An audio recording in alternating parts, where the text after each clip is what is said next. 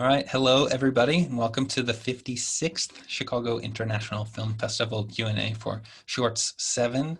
My name is Sam Plancher. I'm a programmer here at the festival, and we're very excited to be welcoming all of these incredible filmmakers to the festival and to this Q&A. And I'd also like to introduce Joy Norris, co-curator of the program. Joy, you want to say a few introductory words? As Sam said, we're really excited for this program. There are no films that are even remotely similar to one another.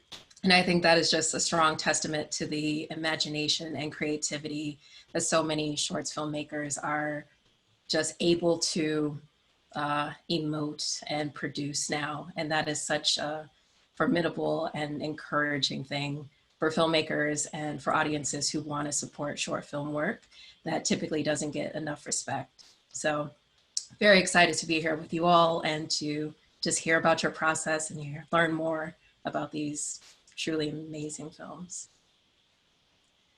Great, and I'm going to have everyone introduce themselves and maybe just say like a word or two about what film you're representing here. So why don't we start with the Gramercy folks?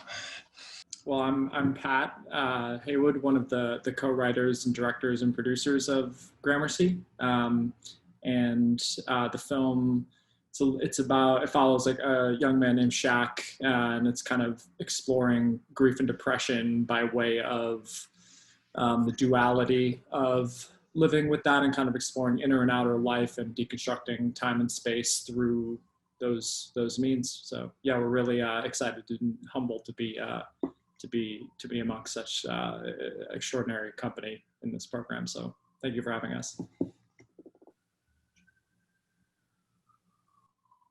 And directors of Gramercy. I don't even want to add to what Pat said because it was beautiful. But again, yeah, I'm really humbled and honored to be with you guys to be discussing our films. You guys have beautiful films as well. So thank you.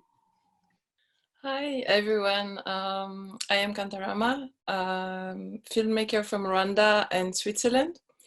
My short film is about this little piece of yourself that you're leaving behind when you're leaving home. It's a reflection about migration, about the sense of belonging, and it's a documentary with a hybrid element that I wanted to mix in with the typical documentary form. My name is Terrance Daye. I'm a poet and a filmmaker from Long Island, New York. And my work reimagines Black male identity and destigmatizes mental health within communities of color.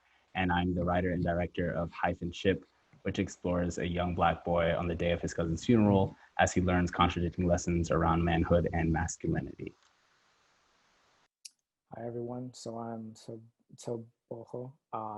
My film is Heaven Reaches Down to Earth, and it deals with two men who are from South Africa, and they realize that they have feelings towards each other, and that the only time that they can really express and kind of explore that is when they're away from all the pressure that they face within traditional South African day-to-day life. And I'm really honored to be joined. I've seen all of your work, and it's really, really wonderful. Great, thank you. So I'd like to start just by asking about the beginnings of your films, so sort of the genesis of the project and how you came to tell the stories that you've told. So anyone who wants to can start. I guess why don't I'll direct it a little bit. Why don't we hear about Ethereality first? Sure. Before, I just forgot to mention as well that I was very honored and happy to be part of this wonderful program of all your short films that I watched as well before. I started working on Ethereality in Switzerland in a small town that is in the Swiss-German part, that is a working town and that has not a lot of immigration, and the idea was to make a short film in a very constrained setting in only 5 weeks. And when I got there, I was looking everywhere, trying to find the subject. And while I was doing that, I found myself going back every day, every evening, to the same place, to the same shop, to buy hair product, food, to spend some time with them, to have a beer.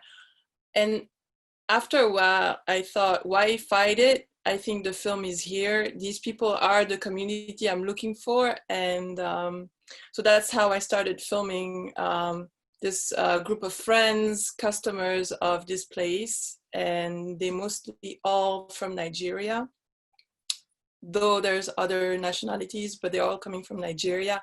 And they've been in Switzerland for quite a while.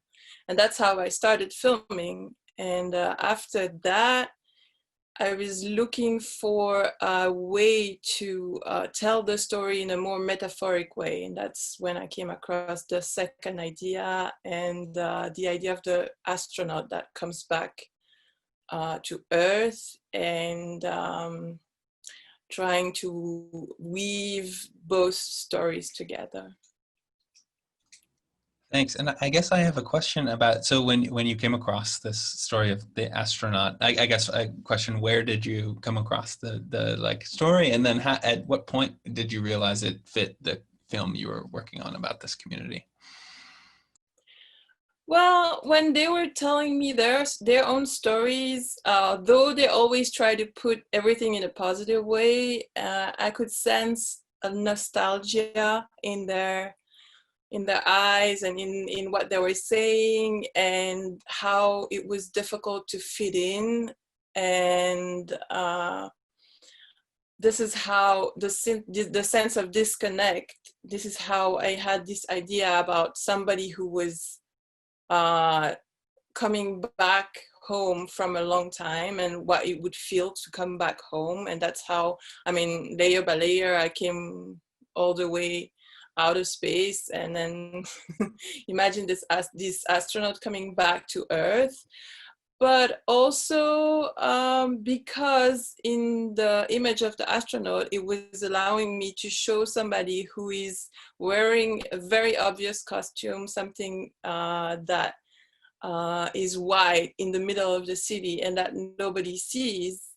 And yet this person is working and evolving around town, and nobody pays attention to this person. And yet you cannot take the costume away. You have to keep it. And so these tension were for me a good representation of what they were telling me.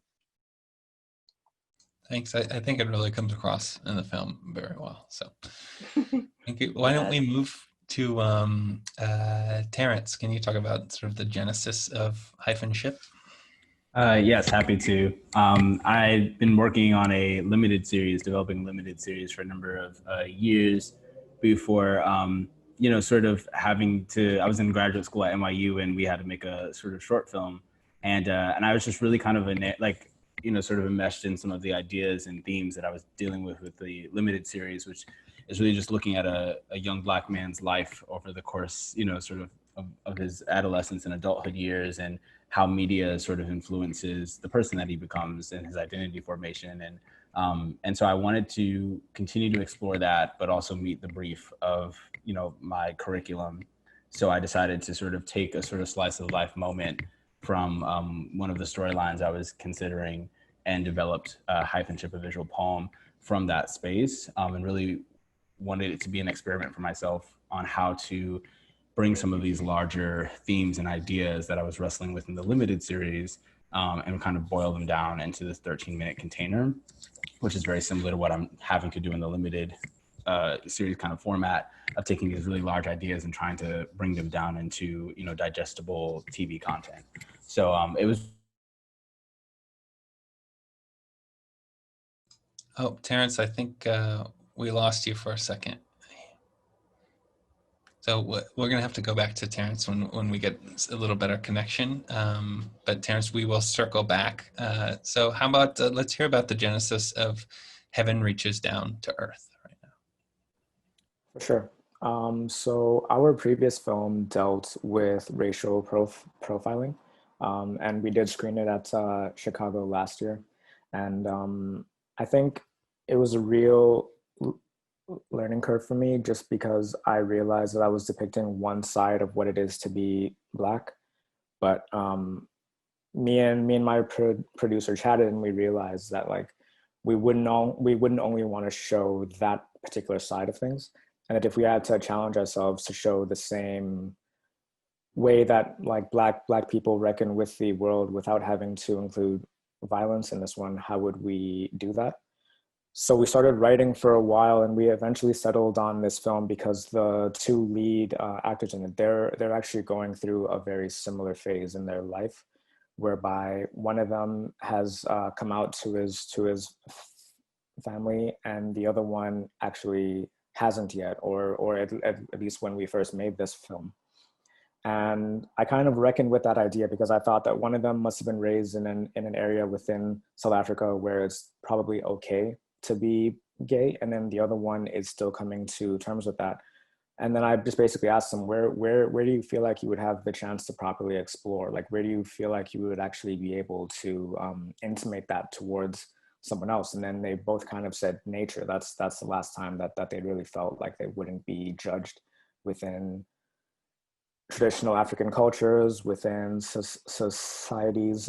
And it was a bit of a back and forth to decide if we're going to place them within nature without any context of where they're from. I mean, we don't even specify in the actual film whether they're in South Africa or not, and we mix all of these different languages together. We wanted to create just an experience of just what it is to be queer within that entire area of the continent. Not to try to tell everyone's story, but more to try to show all of the similarities people face within those particular sub cultures. So we workshopped with the actors quite a bit. I did know that I wanted this film to be slower. We didn't have an ending when we first started shooting it. I just knew how I wanted it to kind of begin, and I knew some of the elements that I wanted to include, mainly water, fire, and them climbing, and them going through rites of passage.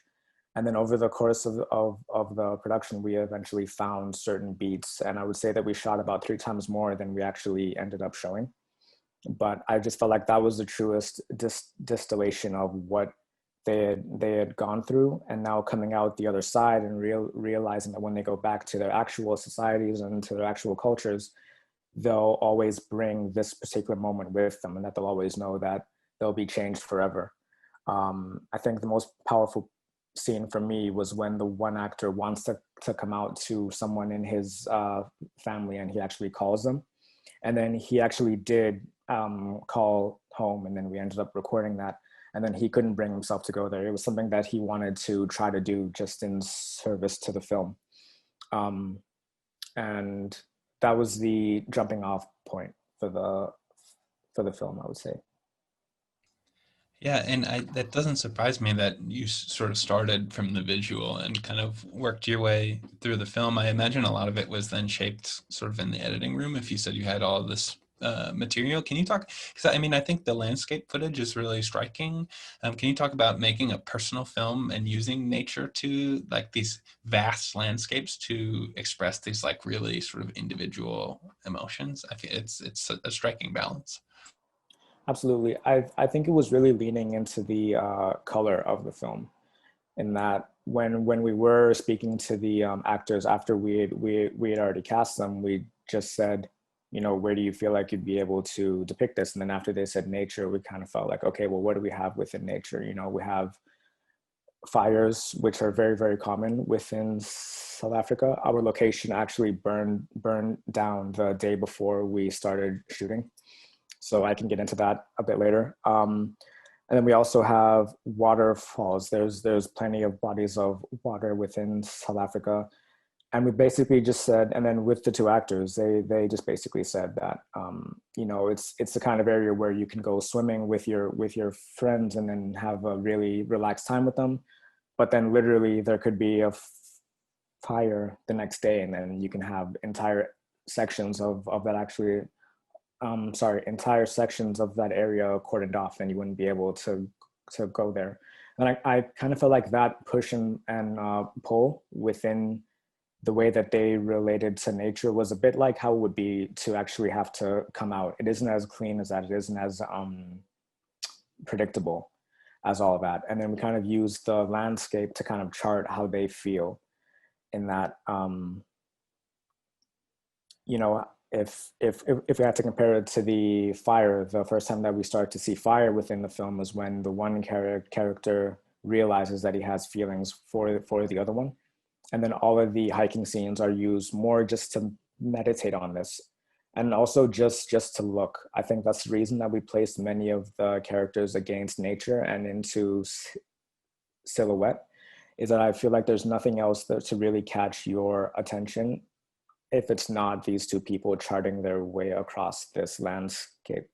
So leaning into that really helped us realize that the film is just about them, and that placing it anywhere else would have distracted from the ideas and the intimate relationship that we wanted to depict within them and also between them. Yeah, well, I think it's beautifully expressed and very well balanced, I think, too, which is Thank you so much. good strength. Terrance, it looks like we have you back. So I did want to follow up about after you talked about this being kind of like an offshoot of a limited series, but it's interesting to hear you say that because the film structure is so important and it's so forthright about its structure. It's a visual poem. It says so at the beginning. It's very concerned with language, and so can you talk about like finding that structure even while working within this kind of like offshoot limited series? How did the film find its structure, I guess? Yeah. I would say that structure really is just born out of that's always just kind of how I've seen and viewed visual storytelling, especially as a poet and coming from poetry. I'm often trying to say multiple things at once and capture that experience of reading a poem and rereading a poem and finding something new each time. It seems like Terrance's video's gone out again. Let's see. Oh, Terrance, I think we have you back. Yeah, am I here? Yeah. I'm so sorry. It doesn't do anything for me on my end, so it's like I never really know. Yeah, we have you back now. Great. Well, I'll just try to be quick then. I'll just say that I think for a lot of when you're trying to tell stories on the margin, that a lot of time the typical 3-act structure just doesn't fit everything you want to say. And I've just learned to try to find alternative ways of seeing and looking and studying artists like Julie Dash, and just seeing how, you know, she constructs her storytelling, and even Toni Morrison, and use that as inspiration when it comes to, you know, my filmmaking and visual storytelling, and really just kind of, you know, seeing how there aren't really any concrete rules as long as you can bring somebody emotionally along your journey. Right, thanks. Yeah, I think the tone and beats of the film, it comes across. Thank you.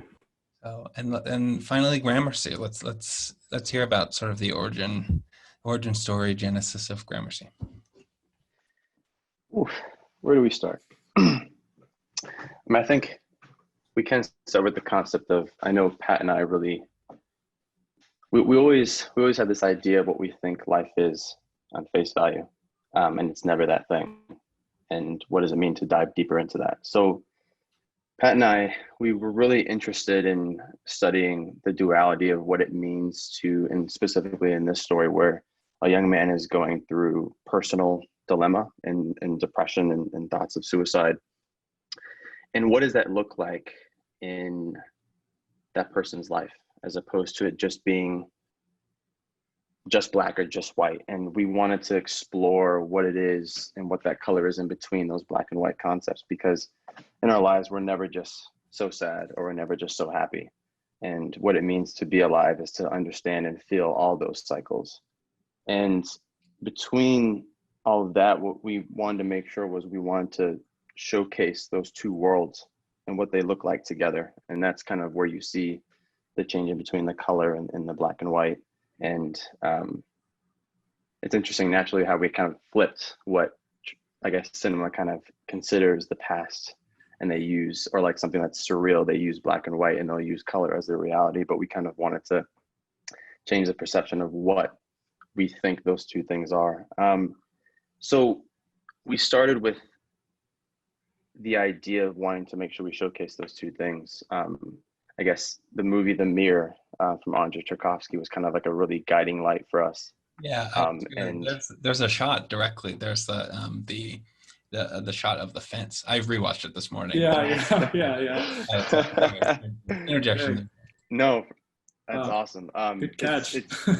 Yeah, what we basically wanted to do is just kind of, it's amazing how in the films that we loved, there was just this space that was created, and the humans themselves can just exist in that space with no constraints, no judgment.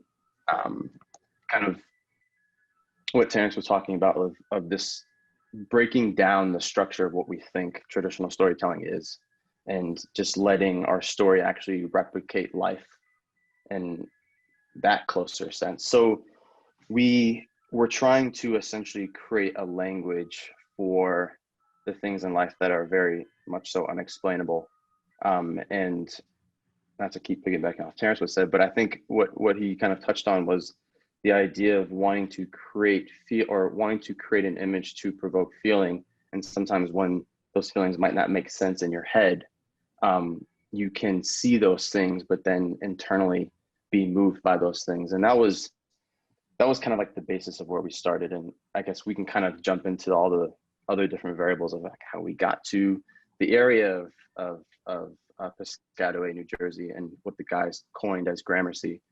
We can kind of get to the very initial scripts that we started writing, and it was actually about this guy who, when he comes home, it was him being tied to his car, and kind of the production realities of what happened on set. And I think it always comes back and stems to this thing of, you have an idea of what something is at first, and once you're in it, the world just has its moments, and it deconstructs everything you might have thought in the beginning, and makes you reevaluate and look at what you have in front of you. And I think that that's kind of what Shaq is dealing with when he comes back home. And I can kind of let Pat touch on that. And I think maybe an important part would be to kind of go back to maybe the ideation, or how we found the area and found the guys. Mm-hmm. So one of the guys in the story, Chad, he's the guy walking up with Shaq to the party. I went to school with him. He was a really great friend of mine, and he's from the area. And when I moved up to New York City, he just invited me out one weekend to come and just hang out, kind of see where he's from and meet some of his friends. And in that moment, it was kind of, I went to a house party. I went to, we were driving, and Chad's car broke down, and then Shaq came, and then he then drove me around the city and was kind of showing me all their different memories around there. And from that, it was kind of that experience in being in that suburban area in New Jersey. It became this interesting canvas in which we thought that would potentially just call for a story like this. And through just staying in touch and kind of writing scripts on our own, we wanted to make sure we recreated that space and that subculture of the music and the dance. And we got to a point where we realized that these guys will be our actors in the film, and we wouldn't cast them and try to recreate that community that's already existing there. So in all, it kind of took so many different variations, and even up to when we were in pre-production for Gramercy, when we started shooting. I mean, after the first shot, I guess the first shot we did have was him sitting on that fence. And after that first shot, we were driving back to Shaq's house, and he got into a car accident.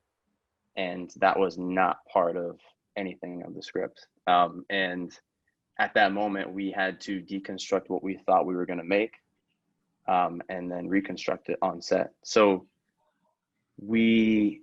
it took so many different forms. And I can kind of I know I'm starting to ramble a little bit right here, but I would love for Pat to kind of dive in. But I think the ethos of it was truly wanting to look at what we think certain things are, and then bring it a lens that actually just brings a specific truth, rather than saying that this is everybody's truth. Because the one way that someone deals with depression on one end might not be the same way someone deals with it in their own life. And to make sure that we can just create space for that and have individuals themselves reflect on that and think, as opposed to trying to tell them what it is or how to feel, was kind of the true grounds of which and how we kind of approach the project, and we kind of let the rest take its course. But yeah, I mean, I'm not going to do better than that. So I'll just. I'm sure you will. No. I just want to. I mean, everything you said is totally right, and I think at the end of the day, it was always about creating a cinematic language that was born of what it feels like in the present to be experiencing grief and depression. So everything from the music to the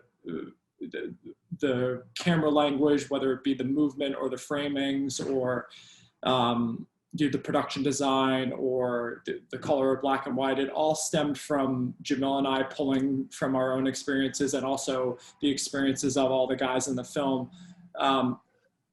Just trying to be as absolutely honest to that as possible. So, you know, we really wanted to make a point to have the film take place in as few shots as possible, especially the stuff in the black and white world, because we wanted to create that feeling of, you know, like life will not stop, you know, like that something is just coming at you all the time in the black and white. And then, you know, inside your head, yet this pain and trauma that you're experiencing feels completely clear and colorful. And to kind of create that language right there was always the anchor to everything. And then whatever, all the changes and ups and downs, 3 years of ups and downs and production fiascos. I mean, listen, we didn't have a wildfire burn down our set like one of the filmmakers, but you know, it's hard. Making a film is hard. And, you know, to be able to, you know, have your team and your, I think always being able to anchor ourselves in that truth allowed everything else to change and fluctuate, because we always could come back to that as our anchor, and then, you know, just be honest with ourselves about what was changing and yeah, just being able to look at that. Interesting. There's like this connecting thread where you've all kind of like, you almost like found the films, right? Like you sort of discovered them along the way. I think is interesting. I know Joy has some questions or a question, so I'm going to hand the moderating reins over to her for now. Thank you, Sam. So that's very accurate. I feel like the short form allows you the flexibility, perhaps, to develop your story more so than the feature structure. So my question to you all is, and I think shorts are more like poetic storytelling, very much so. In your decisions to make short films, do you find that freedom of creativity and development over creating for the feature structure? And what do you think of shorts becoming, with the influx of like serialized work now, right? People are talking about like blockbusters are no longer, you know, an advantageous project because they're super expensive. People just aren't as interested because we have these reoccurring themes, and we all know, right, what the structure for a feature blockbuster specifically would be. But in your own work, what do you feel the future in short filmmaking will be with this influx of serial projects? So 2 questions. I'll go. I'll start off. I think first of all, that's a really interesting question to think about. I think I immediately just thought of what Terrance was talking about, which was that idea of filmmaking as almost equating it to poetry in that way, and the ability to capture something that, like, weirdly, poetry is language, but it's actually like the spaces between the words of poetry that I always find myself coming back to and back to. It's the same thing with music, right? Where there's not a linear there's not a linear progression. And I think sometimes when you see enough movies in theaters, especially feature films, you can trick yourself into thinking that films have to be a certain way. And I know Jamil and I really try to deconstruct that in our work. And you know, I think short filmmaking, it gives you the, you're right, that it's more widely acceptable to make a film in that way in the short form, because, you know, you don't have people who have invested, you know, 6 figures, 7 figures in your film who are like, but this is supposed to, but there's supposed to be a happy ending, or what happens in the 3rd act or the 2nd act or whatever linear story. And you can just actually make something that feels like what it's like to live and what it's like to exist and what it's like to be a human being. And I think that I've noticed the trend of short films really, I mean, even in this program, like every single one of these films is about what it is like to be human. And it's like, you know, not to quote the Buddha, but to live is to suffer, right? And like that is, to me, the ultimate truth in any good piece of filmmaking in the human condition, is to, you know, to examine that and examine as specifically. And usually if you examine something very specifically, you'll yield this universal result, and something that everybody can. Jamil often talks about the idea of filmmaking as a mirror, you know, and that for him and I, making Gramercy was 3 years of looking into a mirror. And, you know, now it's sort of like, you turn the mirror to the audience, you hope, and you say, look at yourself in this mirror. And I think that kind of space is really, you're right, Joy, there is something about the short form that, that allows that, but I'm hopeful that the industry is steering away from that a little bit, and that there will be more space for longer films as well, to be able to be that poetry, and that we don't have to be so dogmatic about the way films are supposed to look or supposed to be structured, and that there can be some freedom for what it's actually just like to exist and to be a human being. Because, well, you know, what are movies for if not for us all, you know, sit and be like, yep, that's right, that's what it's like to be a person. It's really hard. You know, so yeah, and you know, and to learn also, which is very important. But yeah, I mean, I'll jump in as well. Joy, I think the aspect of, I guess, because was your question, how do you maintain the freedom in which to make the short in which you're wanting to make? Or is it like, what you said, a freedom aspect that I was wondering if you could reiterate really quickly, because it made me go on a tangent, but I wanted to. No, sure. The question was, does short form lend itself to being more of a free way of developing story, of telling the story? Yeah, totally. I mean, it's interesting. It's like, I would say on face value for sure, considering, I mean, I've never made a feature film myself, but to have more, other people have more skin in the game as far as financing your films, I'm sure that your freedom definitely is traded for the fact that you now have the resource in which to make a longer piece. I mean, I would hope it's almost like a double-edged sword too, because I think sometimes what we do want to make sure is, even within the short space, sometimes I feel like we can all get in this bubble of like, how short does it have to be, or how short do we have to make it, and does it have to fit in this is a short film category? And I think sometimes we can get bogged down on the black and white of like, oh, you know, this short must be 20 minutes or under to be considered for this, that like we might dictate our creative asset or our creative thoughts based on it then being accepted, because that's the normal way of how a short is screened or programmed or formatted. And it's kind of it's a hard balance, because I mean, the short, it's one, I think Barry Jenkins said this too, where he was like, he feels as if short films are much more harder to make than a feature film, because one, no one really wants to fund a short film, so you truly have to love it yourself, and I'm sure a lot of that's going to come from your own pockets, or at least that's been our experience. It's interesting that, like, if if you don't feel too free within your short process, I wonder how hard it'll be when you start to make longer pieces that the financing does come from a different entity.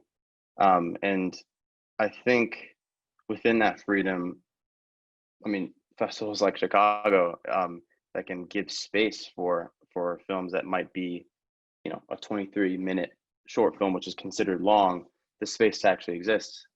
Because I don't think that categorizing as short or long or medium should be the crux of, is it a film that can make us think? Maybe not even more so bad or good, but can it make us think and actually ponder on? Because in today's realm, I mean, I remember I went to the screening where Garrett Bradley was showing the short film America, and Julie Dash was there, and she had this short that she made as her thesis film. I think it was a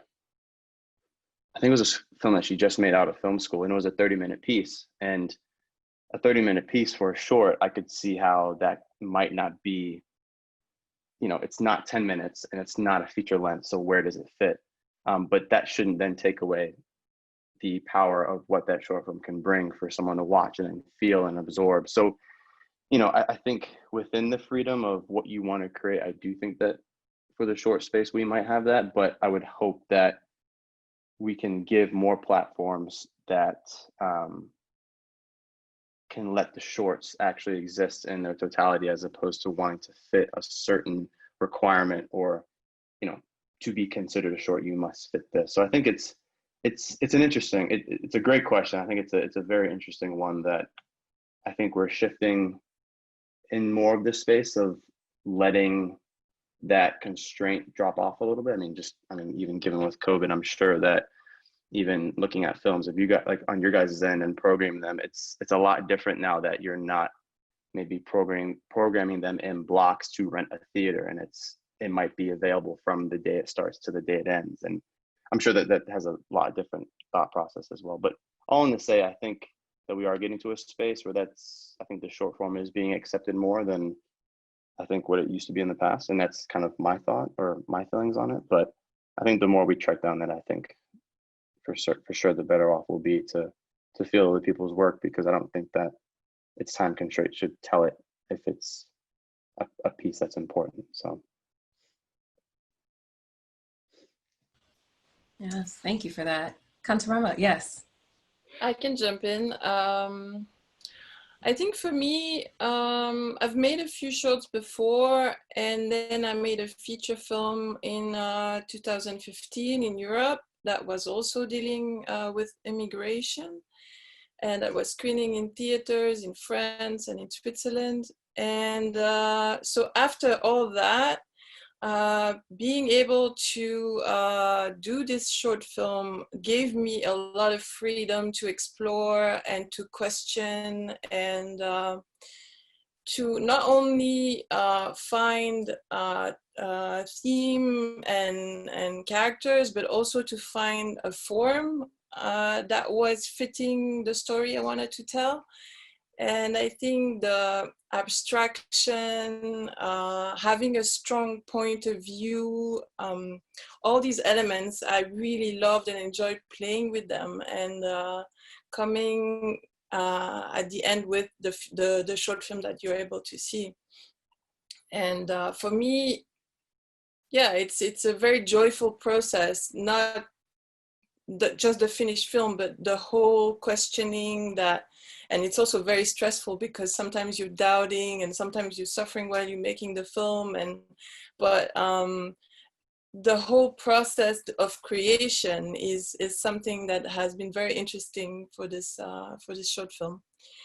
And addressing a little bit also what you're saying about feature films, coming from another perspective, I've been working a lot in East Africa since 2015. And where you see that storytelling is very different. It doesn't have necessarily 3 acts. It's a very different format. It has very different taste, yet it's very ancient. It's rooted in the tradition sometimes. And so with all these elements that are feeding the work that I'm trying to do, I really want to reinvent not only what I'm saying, but also how I'm saying. And the challenge is now to find, because I'm writing a feature film, and so now the challenge is to find how I can bring this into a feature film as well, to have a different offer and not always having the same stories over and over and over and over, because we'll be tired of them. And yeah, so, but basically having the possibility of making short films in between is also like a joy, because while you work on long format, it takes a long time. And being able to like test and explore and challenge yourself, it's really, really beautiful.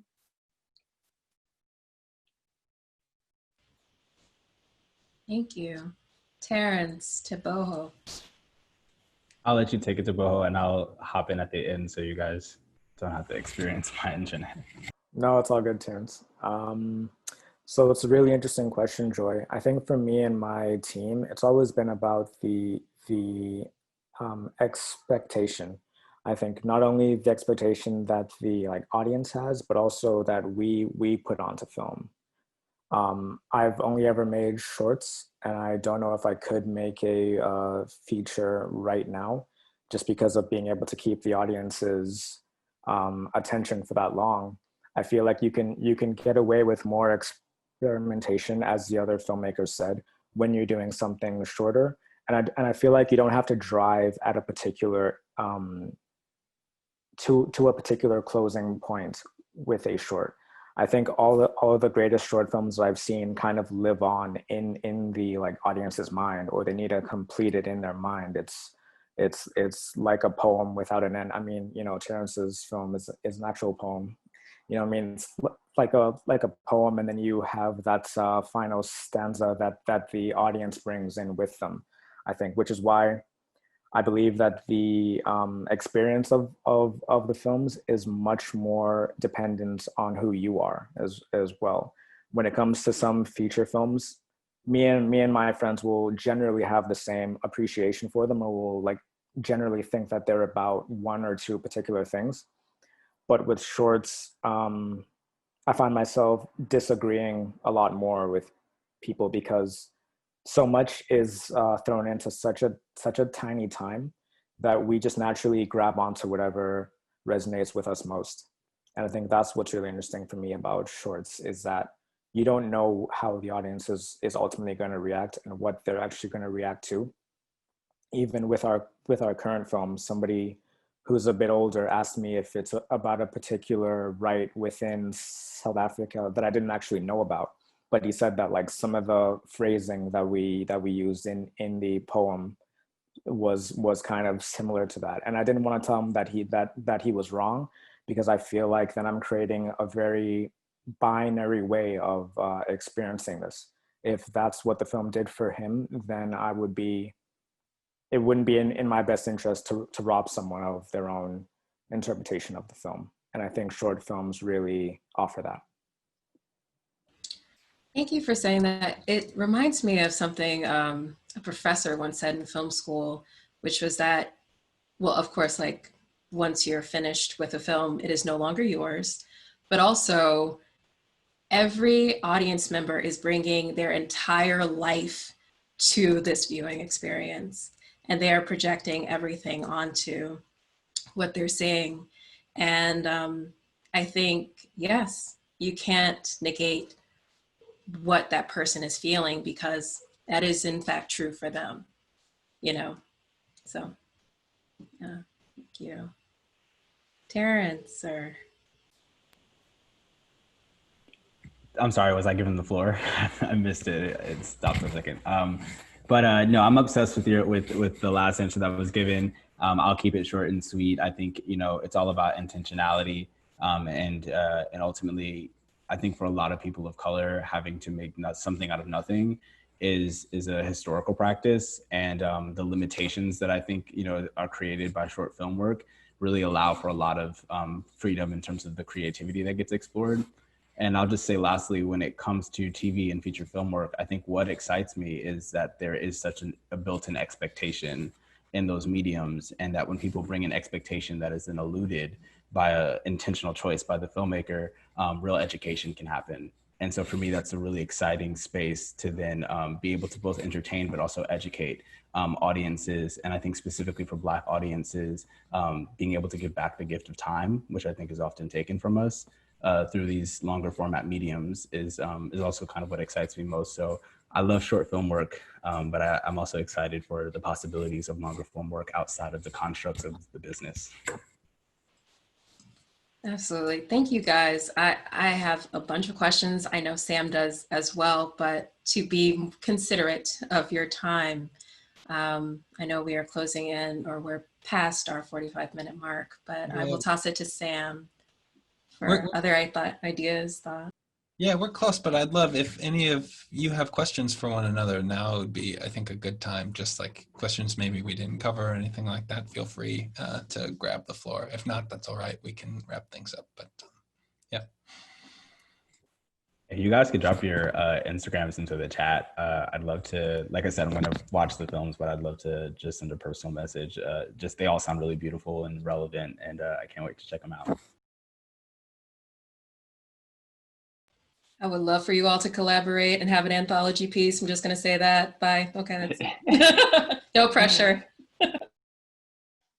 Kantarama, I was wondering, your film, the idea of home has been something I've truly grappled with my whole life.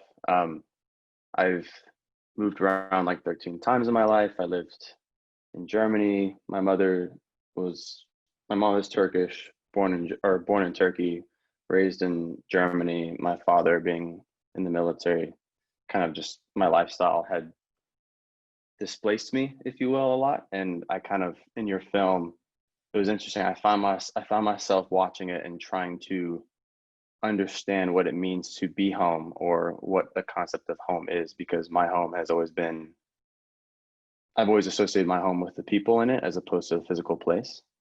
And it's interesting because within Pat and I's last project, we explored the sense of home to a physical place, and through the voice of his grandmother, and she kind of voiced the opinion that I strongly hold, where she holds very strongly to the people who are in her life as opposed to a physical place. And I was curious, what was your, I'm really intrigued by how, I guess first, the Nigerian community in which you found to kind of document. I was wondering if you can kind of talk me through, or at least everyone through the aspects of how, I guess, what were kind of your ins into the community and how you wanted them to talk about it. Because the interesting thing that they kind of all spoke to, of like, the one thing that really struck me was the one woman was like, I've been in Switzerland for 41 years, and yet you can't take the Africa out of me. And that really struck me, especially someone who, I guess, bouncing around so much and growing up in a deeper to Turkish culture, and then understanding my Blackness within the American construct, but never really living too much in Turkey. But yet, like, I always felt like that was a part of me. And growing up, I never really lived in the States too much. But that was such a reality of mine as well. I was really fascinated when she said that, and that resonated so deeply. And I was kind of interested in, like, what was your approach, and kind of how, what were the things you were trying to get at with them? And I don't know if that's too much of a broad question, and I know I spiraled a little bit, but your film really took me for a spin. Well, thank you for sharing your experience, and saying that.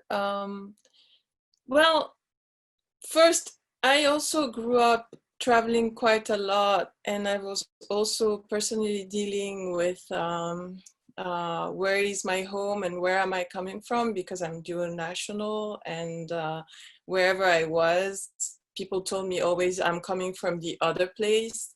So it was always kind of a, it's like sitting in between of two chairs, and it took me a very long time to come to terms with who I was and defining my identity.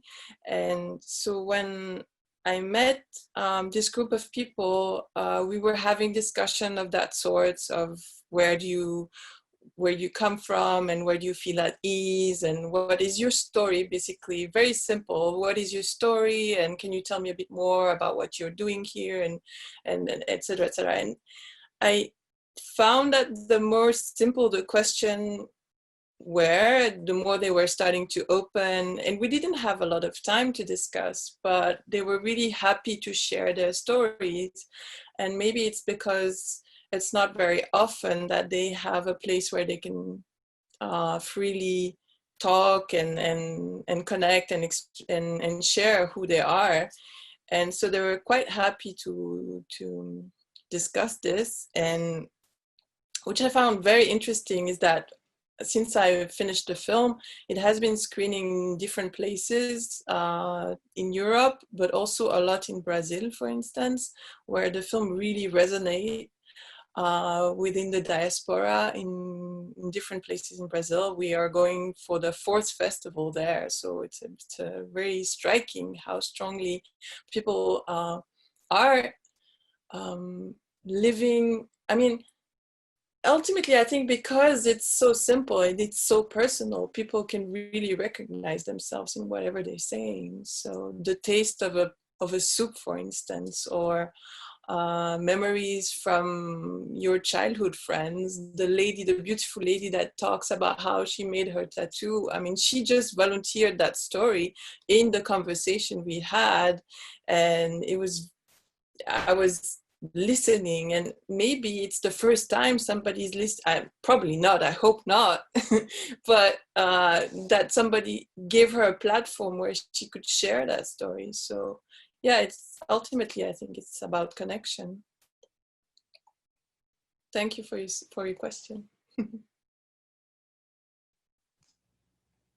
Great. Well, I think we probably do need to, unfortunately, wrap up at least the recording. We can stay on and continue to talk, but I just want to say thank you from the Chicago International Film Festival for sharing your work with us. It's an honor to present all of your films at the festival, and thank you for being here today to discuss them. It was a great conversation, so appreciate it. Thank you. Thank you for having us. you. Thank you for having us. Thank you Thank you so much.